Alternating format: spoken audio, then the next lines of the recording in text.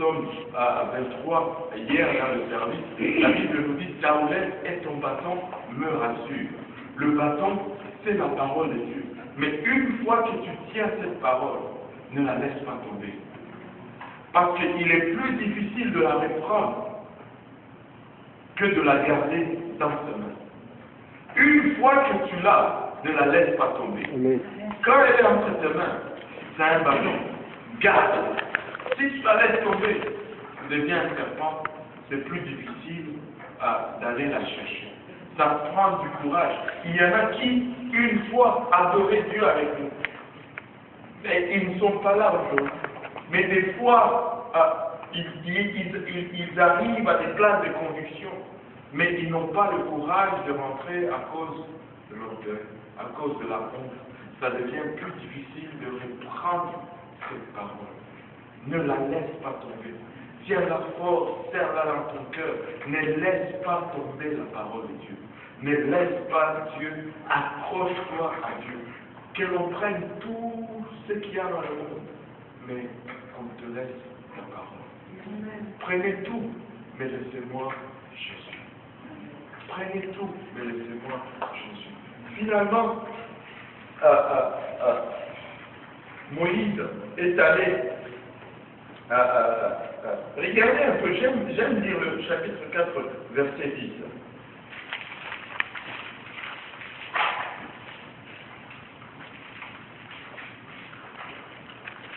Exode 4, verset 10. J'ai dit Genèse. Moïse dit à l'Éternel, ah Seigneur, ne suis pas un homme qui est la parole passée. Ce n'est ni d'hier, ni d'avant-hier, ni même depuis que tu parles dans ton auditeur, car j'ai la bouche et la langue embarrassée. L'Éternel me dit, qui a fait la bouche de l'homme et qui rend mes sourds pour l'homme aveugle? N'est-ce pas moi l'Éternel? Va donc, je serai dans ta bouche et je t'enseignerai ce que tu auras à faire. Amen. Continue. Moïse dit, ah Seigneur, envoie qui tu voudras envoyer. Alors, Moïse dit, envoie qui tu voudras envoyer. C'est quelqu'un, c'était clair qu'il ne voulait pas aller. Ça, c'est après avoir vu la lèvre, le serpent et toutes ces choses, il dit, ah Seigneur, envoie qui tu veux, mais pas moi. Et là, la colère de Dieu s'enflamme. Là, il dit, oh, oh, là, Dieu ne voit pas les choses. Et là, il se lève, ok, je vais y aller finalement. Il ne voulait plus. Quand c'était le temps de Dieu, il ne voulait pas. Mais quand c'était son temps, il était tout primé, il a même tué quelqu'un. Mais là, le temps de Dieu, il dit, non, non, Seigneur, quelqu'un d'autre, pas moi. Et là, il retourne chez lui, fait ses bagages, prend sa femme, son fils, en route, maintenant en route vers l'Égypte pour aller demander que Pharaon laisse aller le peuple de Dieu. Il arrive un passage ici où, un passage qui est souvent sujet à controverse, au verset 24. On va juste regarder ça rapidement avant de continuer. 24 à 26.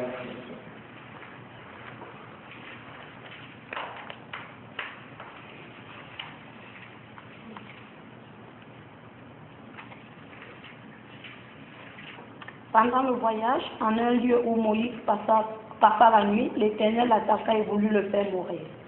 Séphora prit une pierre aiguë, coupa le prépuce de son fils et le jeta aux pieds de Moïse en disant, « Tu es pour moi un époux de sang. » Et l'Éternel le laissa, c'est alors qu'elle dit, « époux de sang » à cause de la circoncision. Maintenant, Dieu va chercher Moïse pour l'envoyer.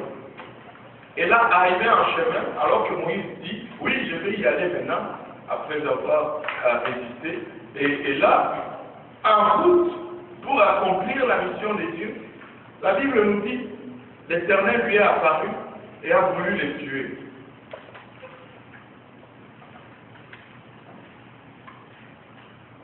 Il lui apparaît, il veut les tuer. La nuit, là, il les tremble. Qu'est-ce qui se passe? Pardon, pourquoi?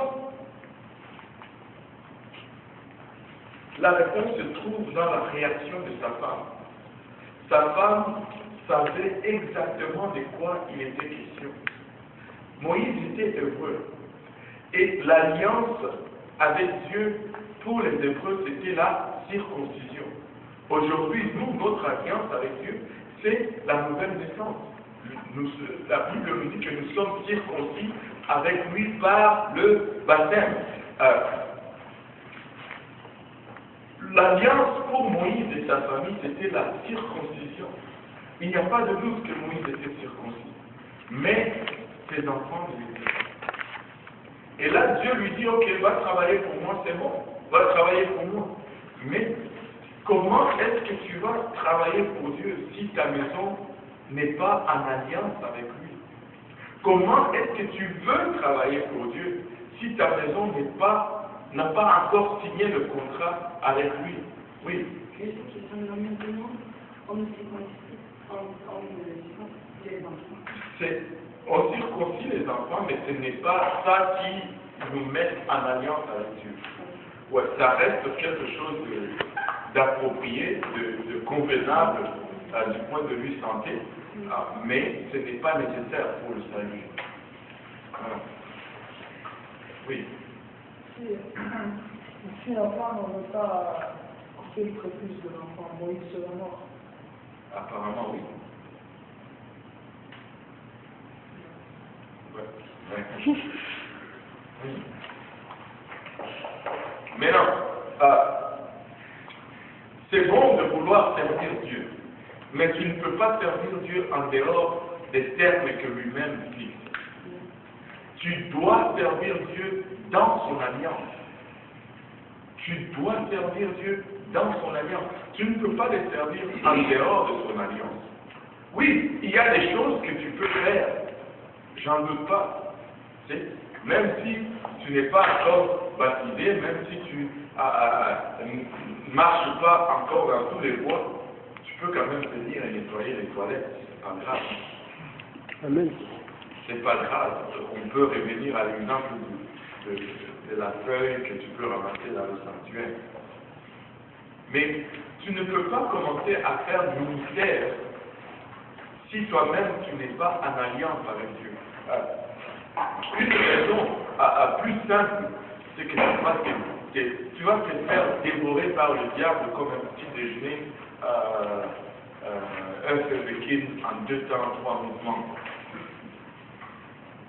En étant en alliance avec Dieu, en marchant en soumission, c'est ce qui nous protège. Quand tu commences à aller ça et là, à prêcher la parole de Dieu, à inviter les gens, à leur annoncer la bonne nouvelle, tu penses que le diable est content? Non. Il va s'en prendre à toi. Mais toi, ta protection, ce n'est pas dans les muscles, c'est dans le Seigneur. Donc il faut que tu sois complètement caché. Ne laisse même pas un orteil sortir en dehors du sang. Tu laisses un orteil sortir en dehors du sang, il va frapper là-dessus. C'est pourquoi il faut tout soumettre à Dieu. Tout soumettre à Dieu. L'aspect de Dieu que tu ne vas pas soumettre, l'aspect de ta vie plutôt que tu ne vas pas soumettre à Dieu, le diable va frapper là-dessus. Et ça va te faire mal. Ça va te faire mal. Nous ne pouvons pas travailler avec Dieu hors de son alliance. Tu dois rentrer dans l'alliance avant de commencer à travailler avec lui. Maintenant, Moïse s'en va, il arrive en Égypte et il va voir Pharaon. Il arrive au palais, tu veux une audience? Il arrive avec Aaron. On va regarder le chapitre 5, versets 1 à 4. Moïse et Aaron se rendirent ensuite auprès de Pharaon et lui dirent: Ainsi parle l'Éternel, le Dieu d'Israël.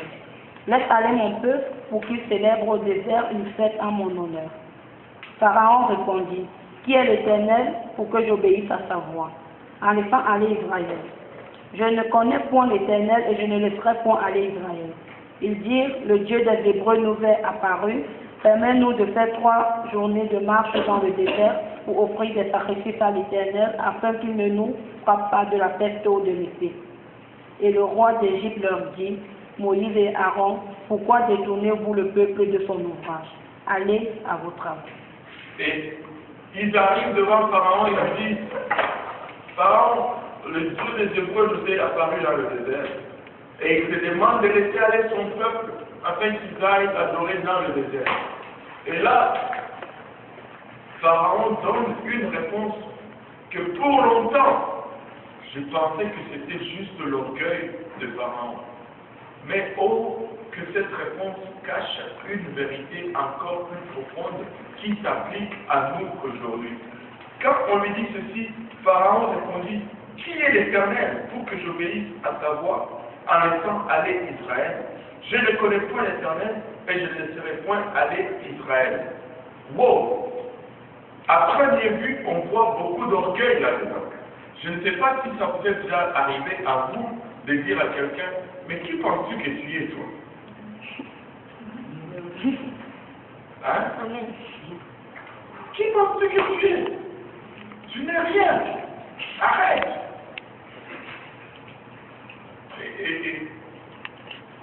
À première vue, on aurait pensé qu'il y avait beaucoup d'orgueil dans sa réponse. Oui, probablement il y en avait, mais ce n'est pas tout.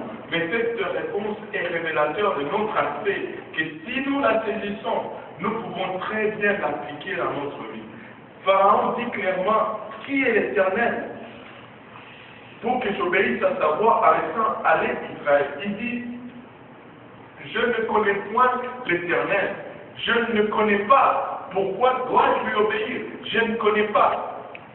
Si vous ne connaissez pas quelqu'un, c'est difficile de lui faire confiance. Vous n'allez pas obéir à quelqu'un que vous ne connaissez pas.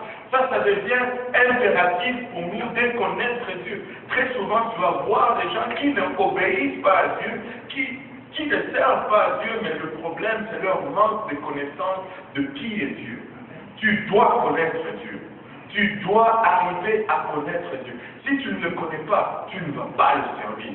Tu ne peux pas servir un Dieu que tu ne connais pas. C'est pourquoi Paul dit, je connais en qui je mis ma confiance. Nous devons le connaître. Sans connaître Dieu, tu ne peux pas le servir. Si tu ne le connais pas, tu vas un jour le renier. Et tu vas un jour le fuir. Tu dois chercher à connaître Dieu. Et tu peux crier du fond de ton cœur. C'est comme si j'entends quelqu'un dire, comment, qu'est-ce que dois-je faire pour le connaître? Qu'est-ce que tu dois faire, par exemple, pour connaître Dario? Tu passes du temps avec lui. Tu l'appelles plus souvent. Tu lui parles plus souvent. Tu lui demandes ses avis. Et là, tu vas le connaître. Dario, il n'aime pas trop la pizza.